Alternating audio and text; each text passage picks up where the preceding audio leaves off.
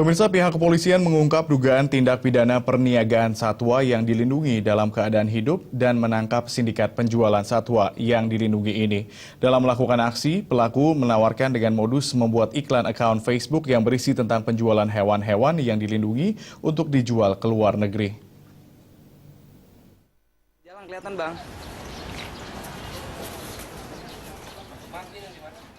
Subdit Sumber Daya dan Lingkungan, Sumdaling Direktorat Reserse Kriminal Khusus Polda Metro Jaya, mengungkap dugaan tindak pidana perniagaan satwa yang dilindungi dalam keadaan hidup. Sindikat penjualan satwa yang dilindungi ini menggunakan modus membuat iklan akun Facebook yang berisi tentang penjualan hewan-hewan yang dilindungi untuk melakukan transaksi legal tersebut.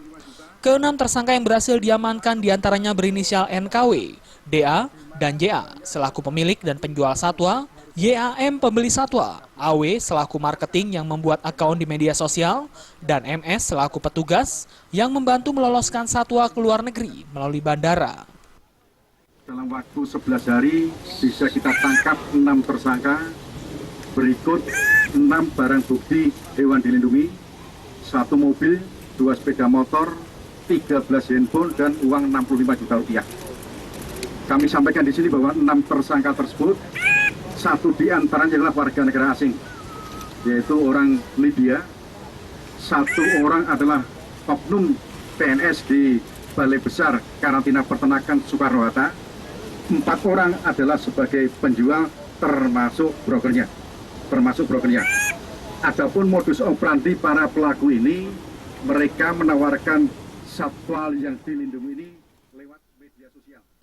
Pihak kepolisian juga masih terus mengembangkan kasus penjualan hewan langka ilegal ini yang diduga melibatkan oknum-oknum petugas keamanan dalam meloloskan hewan-hewan liar ke luar negeri. Barang bukti yang berhasil diamankan diantaranya 1 ekor macan tutul, 2 ekor oa Sumatera, 1 ekor beruang madu, 4 ekor burung cendrawasih, dan uang tunai 65 juta rupiah hasil penjualan satwa liar. Untuk mempertanggungjawabkan perbuatannya, ke-6 tersangka dijerat dengan dugaan tindak pidana perniagaan satwa yang dilindungi dalam keadaan hidup. Pasal 40 ayat 2 junto pasal 21 ayat 2 huruf A Undang-Undang RI nomor 5 tahun 1990 junto pasal 55 ayat 1 ke 1 KUHP tentang konservasi sumber daya alam hayati dan ekosistem dengan ancaman pidana 5 tahun penjara. Dari Jakarta, Zikri Amin melaporkan.